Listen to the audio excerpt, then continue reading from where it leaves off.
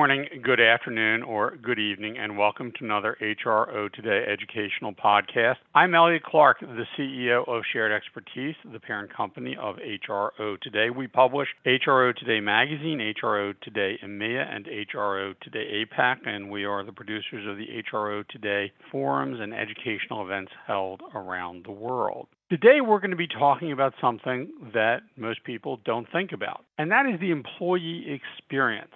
Not for your full-time employees, but your contingent workers. This is an area that has recently become more and more important. And why? Well, contingent labor is an ever-increasing part of the workforce management model for many companies. And by the way, extended, it used to be temporary service workers, but now we think of it as consultants, people who are working on contract, etc. They're all part of that mission-critical portion of your workforce, but where we spend oodles of time at HRO Today and other HR media organizations talking about employee retention and the experience of employees, we're almost always talking about the permanent side.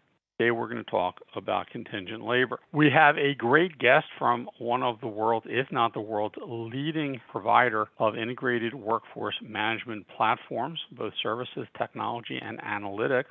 Sam Smith is the president for EMEA and Global Client Delivery for Magnit. Magnit is the name used by Pro Unlimited, which also acquired Workforce Logic, and a host of other companies that they've put together into this incredibly dynamic platform. They are also one of the leading providers on the HRO Today Baker's Dozens in a few categories related to contingent labor, MSP, workforce management. So one of the most highly rated companies in the world. Sam is an accomplished transformation leader, and she's responsible for helping grow Magnit's presence in EMEA, but she specializes in a range of business functions, program delivery, global sourcing, change management, and talent supply chain management. She's got deep experience in high-volume staffing. She's also been a senior executive for other global brand name organizations like Kelly OCG. And she comes at this from an analytical background. She's actually a mechanical engineer who started her career in the British Royal Air Force. So, Sam, welcome to the podcast. Thank you, Elliot. What an introduction. Very much appreciated and very, very happy to be here today. Give us a little more flavor on Magnit and some of the things that you guys are into. And then I have a few questions about this customer experience issue. Well, look, Magnit is going through our own transformation of rapid growth as a business. You mentioned acquisitions. We've been very active in ensuring that we have a truly global footprint, now serving 124 countries, sourcing through 10,000 staffing partners, which of course reiterates our vendor neutral capabilities. We're working with over 600 global clients and supporting 4,300 plus workers globally every day, which is fantastic within our own business, which then you add on top of that another 295,000 contingent workers through our supply chain. I think it gives us great strength in the market and delivering outcomes to customers all the way across the globe. And very much, as you mentioned, under the integrated workforce management platform, 30 years of innovation that have really supported not only the launch of our first ever vendor neutral MSP back in 1994. So we're a tenured, mature organization, but also one of the very few true vendor neutral organizations to have a best-in-class vendor management system, which again, we launched in 1995. So, we're all about optimizing talent for our customers with diversity at the heart of everything we do. And we're very pleased to be able to contribute to this education platform today with you, Elliot, and share some insight. Yeah, it sounds like you're a little busy with hundreds of thousands of employees, and then I made you make time to do a podcast, so you're even busier. Getting back to this issue, we spend a lot of time talking about customer experience in the retail world, in the service world, but employees are also customers in a sense of their employers. So contingent labor, that's not been a big conversation, and we know that contingent labor is becoming a more important and larger segment of the workforce. But most organizations, even though contingent labor is mission critical to strategic objectives, that's why we do this live, folks, so you can hear me mess up words, but more important to strategic objectives, however, many companies do not have a thoughtful approach to the employee experience of a contingent worker who they may or may not have back several times over an extended period of years. So what should companies do to create that positive employee experience for the contingent worker to ensure that they'll be receptive to being recontracted at some point in the future? Such a great question. Without being simple about it, I think the first thing is to acknowledge that it matters, to understand that a contingent worker experience matters and has an impact on their brand is really, really important. A contingent worker's experience is way bigger than payroll. There is a connected tissue between their experience and the brand. As you say, contingent workers are consumers too. So there's this reciprocal acknowledgement of brand and importance of experience. And so employee engagement and satisfaction becomes a factor. A lot of organizations get very nervous about considering contingent workers as employees and don't like to treat them the same as their full-time workforce. But it's really, really important that we acknowledge that it matters. It's really, really important that we understand there's a need to close the delta and break down the barriers that exist between full-time employees and contingent workers, and to really consider what that means with some of those building blocks that organizations have been so successful in building for their full-time employee workforce, such as, programs and tools to integrate so that people feel part of the same organization, feel part of delivering work outcomes, goals, and strategic initiatives for the company they're engaged with, no matter how they have chosen to go to work. For us, bringing the integrated workforce platform piece really, really works. If you think about all of the technologies that play host to our workforce management platform that eradicate some of those differences. Direct sourcing also, I think, is an incredible tool to drive an improved experience. It hyper-connects the worker to brand at a very early stage, which is fantastic. And then, an area that I think, Elliot, that fewer organizations think about is the longer term journey of engagement of a contingent worker that considers reskilling and upskilling. Our research shows that the number one thing that a company can do to improve retention and redeployment is knowing how their workers can help employers save money, understand how those workers have skill sets that can drive improvements and drive outcomes for the organization. And without understanding the skill set, you can't understand the upskilling opportunities that then enrich and make that contingent worker group much more valuable to your organization. And of course, redeploying known workers is a wonderful way of saving money, reducing risk, and keeping that operational speed of hire down to a low point. The greater speed at which a contingent worker drives impact into the organization, the better. So redeployment is a fantastic way of doing that. I think the remuneration piece, and I know I'm rattling through what's in top of mind for me, but I'm sure you can tell it's a passion play for me because I get very upset at the way that contingent workers can be devalued, not only within an organization. I can't tell you how many times I've heard over the years, oh, it's only a temp. No, nobody is only anything, and people are delivering work and outcomes. And actually, I think COVID was a fantastic example of how a temporary workforce keeps the wheels on in critical service areas and is something that we all need to take stock of.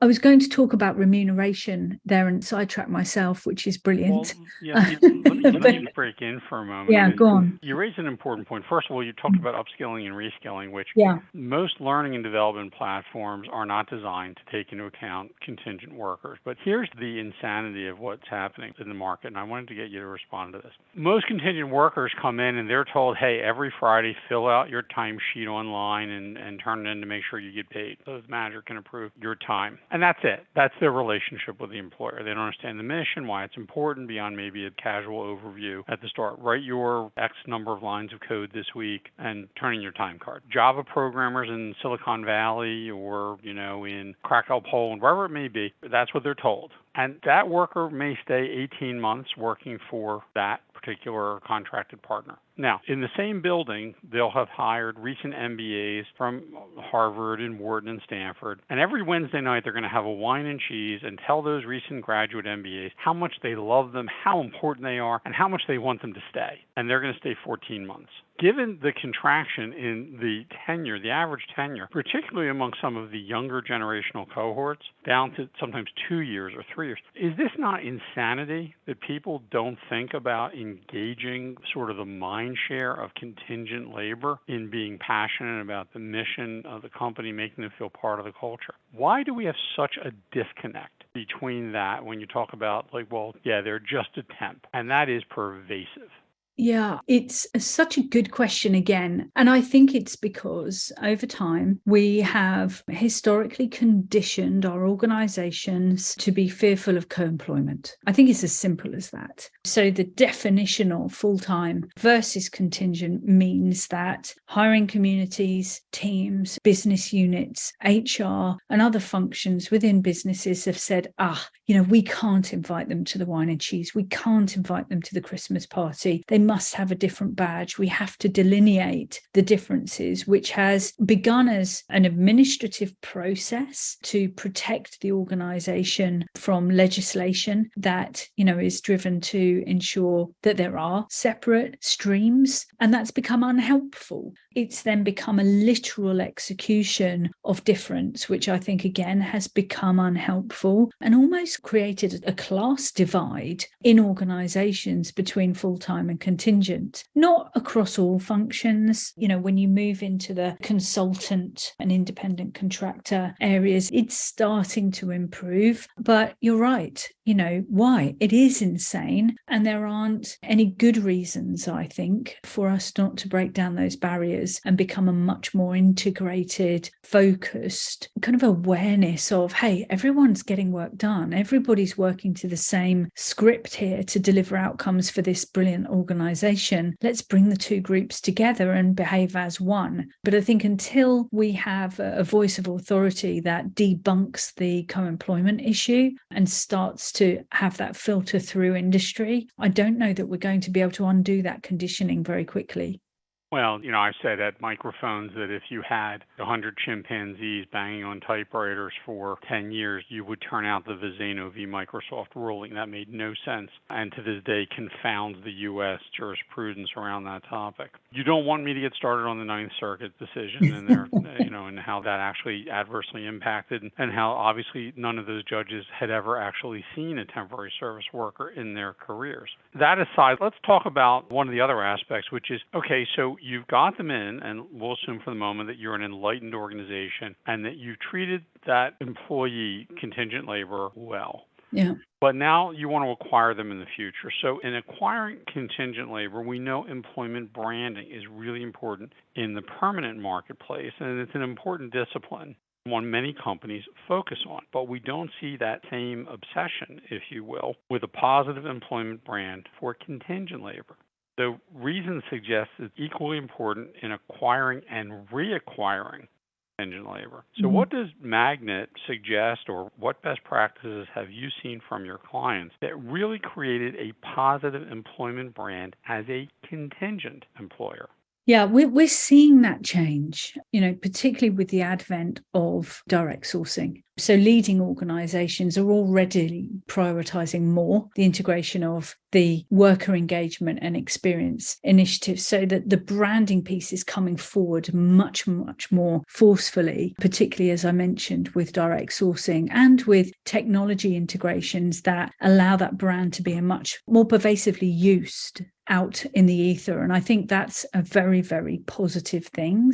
And I think, as I mentioned, more and more organizations are thinking that employer brand has a place across the whole workforce, whether that be gig, whether that be contingent, whether it be any other classification. Even when you get into the services procurement piece, the employer brand, or rather the consumer brand, is much more used in a much more effective way. So I think there's a continual build on employer brand that is going to lead the contingent market to mirror the FTE market more closely. Again, I think there is a little nervousness going back to your previous question, but more organizations are having better conversations about it, leading with brand and particularly focused on the direct sourcing piece and talent community engagement, which I think is fantastic. We're also seeing a heightened redeployment and mobilization effort where brand comes into play. So it is happening and it's starting. For those organizations that haven't started, change is coming. Leaders who invest in their contingent worker program and strategy early and thoughtfully ahead of the game, and more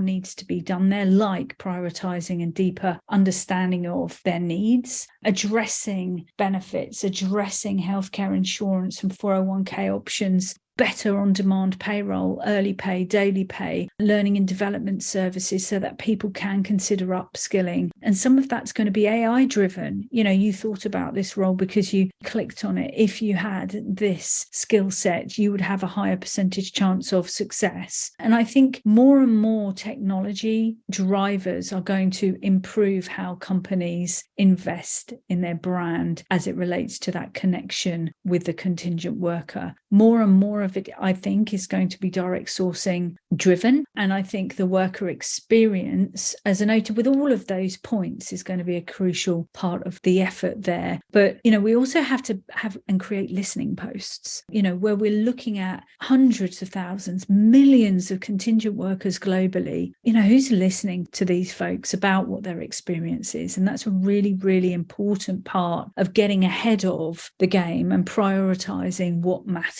Going back to my original point, acknowledging that it matters, acknowledging that the experience matters, actually drives your behaviors as an organization and can define your policy. So I'm very encouraged by what we're seeing. I'm very encouraged by seeing how organizations are being more effective in leading with brand with the contingent worker populations, but there's still so much more to be done, Elliot. Well, let's play out the logic of this. And as I said, you're an engineer, so follow with me. If the cornerstone of branding is that to have a great brand, you must be authentic, then if you're out in the market claiming that you have a very positive employment brand for contingent labor, you must have, therefore, a better experience to make that brand real and sustainable. So are you finding the companies that are committed to the branding are thinking through that experience differently? Yeah, I think if they're thinking of the branding from an employer value proposition, then absolutely. And they're the tip of spear leaders that have prioritized that point. I think it becomes more difficult when organizations are not considering the EVP element and only thinking about their consumer brand, because a lot of organizations will position themselves as we are the, number one in boom, boom, boom. And that is the technical specification of their brand in the market as it relates to their competitors, rather than their employer value proposition as an organization of what makes them a great place to work, no matter your classification as an employee or a worker. So I think it's about ensuring that organizations communicate effectively and understand what their employer value proposition is, and then ensure that that relates to not only their FTE, but also their contingent worker population. All great points. We could go on for a long time, Sam, and you've been a great guest, but I want to sort of tie it up here by saying this is an area where there is a lot of room for improvement, both in the experience side, and now obviously, it is encouraging that companies are more conscious of the brand, and therefore they have to pull that experience piece along with it.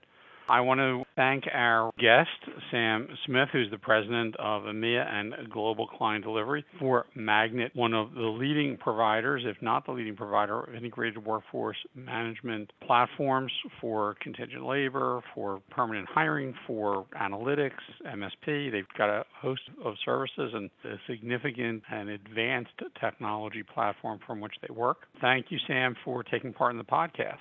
You're most welcome. All right. I want to thank our audience for their time and attention. This is Elliot Clark. I'm the CEO of HRO Today. We'll look forward to you joining us on a future HRO Today educational podcast.